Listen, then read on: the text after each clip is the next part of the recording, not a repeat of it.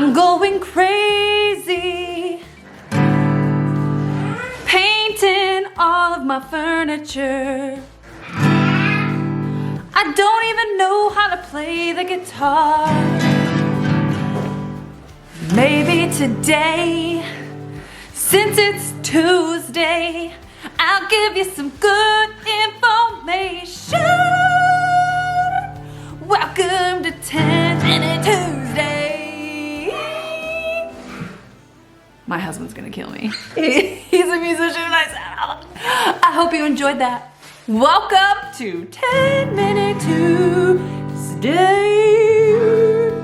Hey everybody, welcome to 10 Minute Tuesday. I hope you liked my introduction. I feel like I might just drop everything and just move to Nashville and do a music career. I mean, that's responsible, right? Anyways, okay, so first thing I'm gonna do is start my timer. Hold on. Timer. All right, we got start. 10 minutes on the clock. Okay, 10 minutes. So I have a couple questions here and I want to answer them. So one is, how do you remove old stain off of a piece? Like, what's the best way that you do that? Okay, so if I answered this question 2 years ago, it would have been totally different than what it is now. So in the US, they have changed a lot of stuff. There's certain chemicals you can't get. So your favorite stripper probably doesn't work as well as it used to. You're not crazy. They have changed the chemical compound on it. So my suggestion to you, whenever I'm refinishing furniture, so I do have a surf prep sander. It's great. It's the first sander that I've ever used where I can actually strip down a factory finish without using a stripper. But if you don't have one, you can't afford one, the best way, and the way I started, is using a chemical stripper, so like a citrus strip or something like that. And I do that and I will put maybe 1 or 2 coats of it on there and then I'll sand it down. Now, I never sand above 120 grit because when you start sanding higher grits, it starts closing up your wood grain. If you're using a gel stain, it may not be as big of a deal. And that's what I wanted to say is that if you are staining like a pine or like a blotchier wood, gel stain is a better way for you to go because it makes it a little bit more even. But if you're using a more liquid stain, then you don't want to go above a 120 grit on your sandpaper because, like I said, it starts closing up that wood grain. That's my personal experience. That's my personal opinion. Other people have other ones. That's just mine. So hopefully that answered that question. Now, the other question is actually about gator hide, which gator hide I know is something that it's like you either love it or you hate it. Do you need to sand in between coats of gator hide? No. Okay, so the product itself is made so that you don't have to sand in between coats. Now, with that being said, if you're a creature of habit or you are somebody who wants to sand in between coats of your top coat, then you can use a 220 to like a 320 grit sandpaper, a sanding block, even just a piece of paper, sandpaper, sand lightly, wipe it down with like a damp rag to get all of the sand particles out, and then you can reapply. Now, someone had asked me, what if I keep getting dust or whatever on my thing before I'm putting in my top coat or in between coats?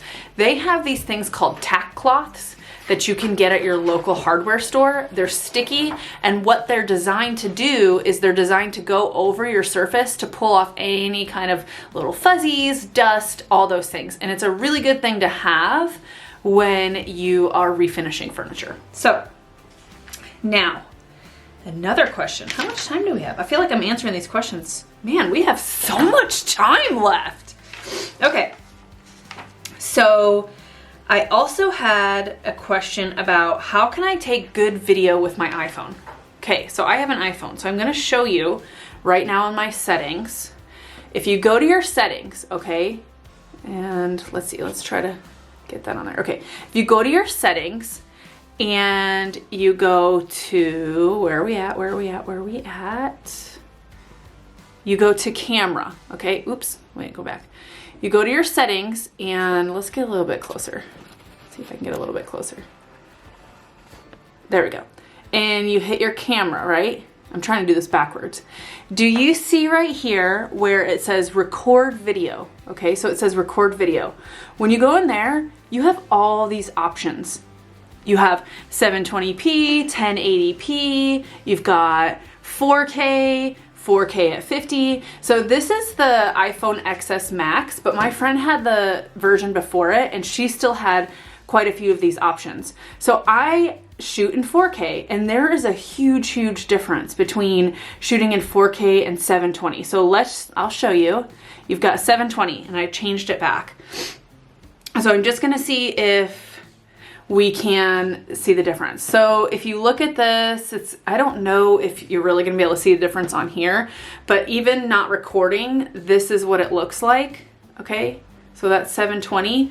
Now, if I go back into my settings and I change it to 4K, now I go back to my camera and there is a little bit more clarity. It's really hard to show it on here, but if you do have an iPhone, you can change that setting in there. And so the 4K is what you want, especially if you're gonna be making videos for YouTube or iMovie or something like that, because now, if you guys remember, we went from 720 to 1080p to whatever. So 4K is now the streaming capability that we're at.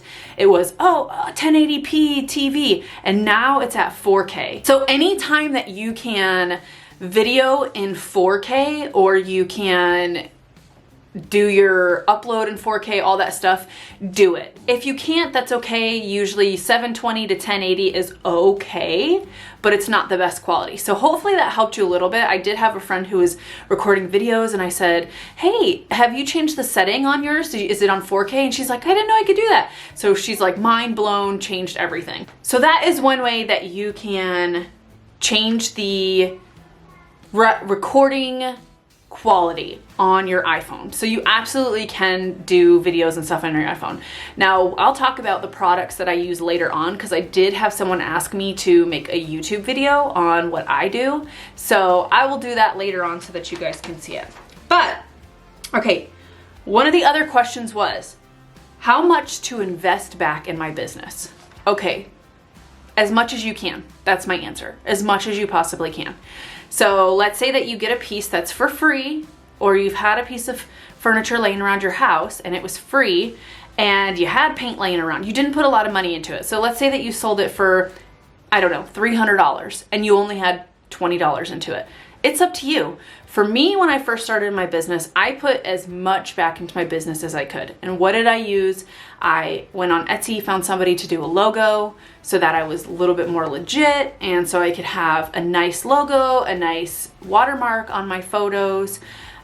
You can, depending on where you live, you're gonna have to get a business license, things of that nature. So there's different, everyone has a different avenue of their business, but my answer to that is invest as much as you possibly can back into your business. So if you can only afford to invest back $5, then invest that $5. If you can afford to invest 100% of your profits back in, invest that. Because eventually later on, if you're serious about it, it will make a huge difference in your business. So those are some of the questions that I got. If you guys have questions, please put them down in the comments below. You can always message me too if you're not comfortable putting them in the comments. But I just want to help you guys, and that's the whole point of these 10-minute Tuesdays, is for me to be able to answer questions that you guys have. Whether it's about the business, or like refinishing a piece, or do I stand between gator hide, there's no question that I don't want you to ask. So any questions that you guys have, please put them in the comment below. If you're not subscribed to my channel, subscribe and hit the bell and you will get all the latest information. And I hope you guys are staying safe, and that is our timer. So that was 10-minute Tuesday. Let me turn that off because it's annoying. There's more of my singing for you. Okay, everybody, stay safe. Put your answers or questions in the comment below. Subscribe, and I love you, and I'll see you next week.